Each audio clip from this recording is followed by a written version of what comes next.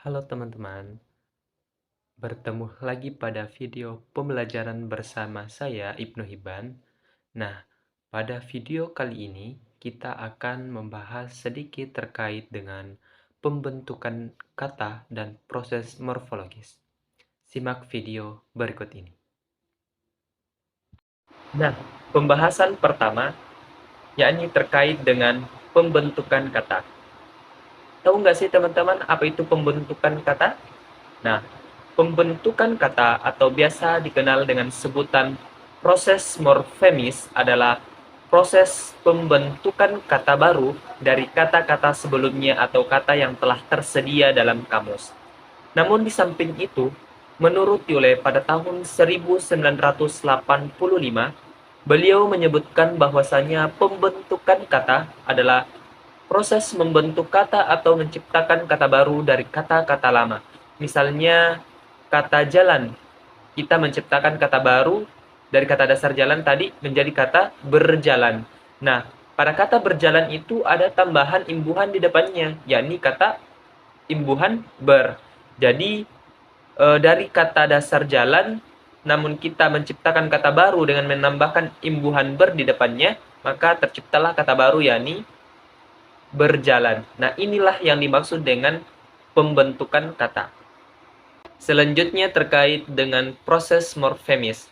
Nah, tahukah kalian teman-teman bahwasanya dalam pembentukan kata atau proses morfemis melalui 3 jenis proses. Yang pertama itu ada afiksasi, yang kedua ada pemajemukan, dan yang ketiga ada reduplikasi. Yang pertama terkait dengan afiksasi.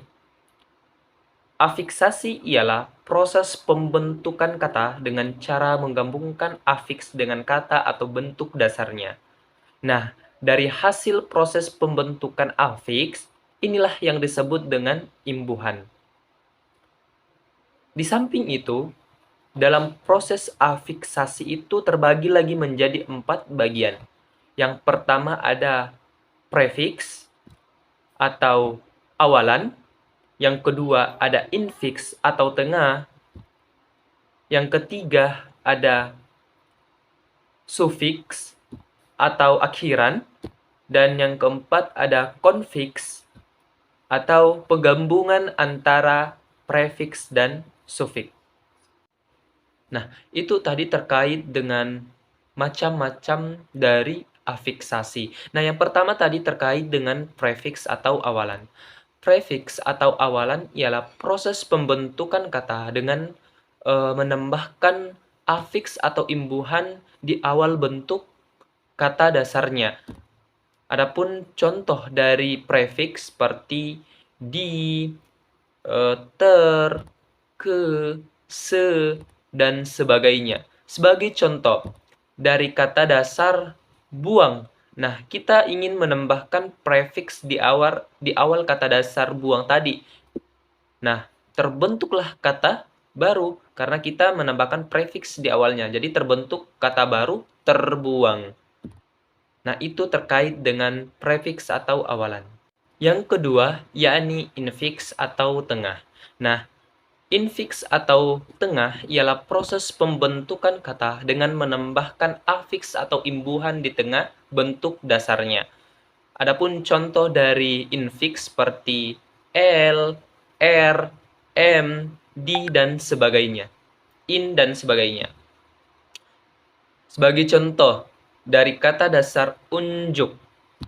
Saat kita menambahkan infiks di tengah kata tersebut, maka terbentuklah kata baru, yakni telunjuk. Jadi, kalau infiks itu berkaitan dengan penambahan imbuhan di tengah kata dasarnya. Oke, yang ketiga terkait dengan sufiks atau akhiran. Sufiks atau akhiran adalah proses penggabungan kata atau proses pembentukan kata dengan cara menambahkan afiks atau imbuhan di akhir kata dasarnya. Nah, adapun contoh dari sufiks seperti an, kan, dan i. Adapun contoh katanya seperti dari kata dasar ayun. Nah, setelah kita menambahkan sufiks di kata dasar ayun, maka terbentuklah kata baru yakni ayunan. Jadi ada penambahan imbuhan di belakang kata ayun, an. Jadi menjadi kata baru ayunan. Nah, itu kalau sufiks atau akhiran. Itu konfiks atau penggabungan antara prefiks dan sufiks. Konfiks atau penggabungan adalah proses pembentukan kata dengan cara menambahkan afiks atau imbuhan di awal dan di akhir bentuk dasarnya. Adapun contoh dari konfiks seperti di, kan, memper, kan, diper, kan, dan seterusnya. Nah, adapun contoh katanya dari kata dasar tahan, namun saat kita menambah imbuhan konfiks di kata dasar tersebut, maka terbentuklah kata baru, yakni mempertahankan. Jadi ada penambahan imbuhan di awal, yakni memper, dan penambahan imbuhan di akhir kan dari kata dasar tahan, jadi terbentuk kata baru, yakni mempertahankan. Nah, adapun proses morfemis yang kedua, yakni pemajemukan. Kata menyebut ialah dua kata atau lebih yang menjadi satu dengan erat sekali dan menunjuk atau menimbulkan satu pengertian baru.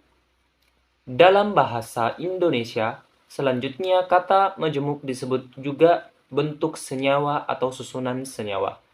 Contoh katanya seperti mata sapi, telur ceplok, dan lain-lain.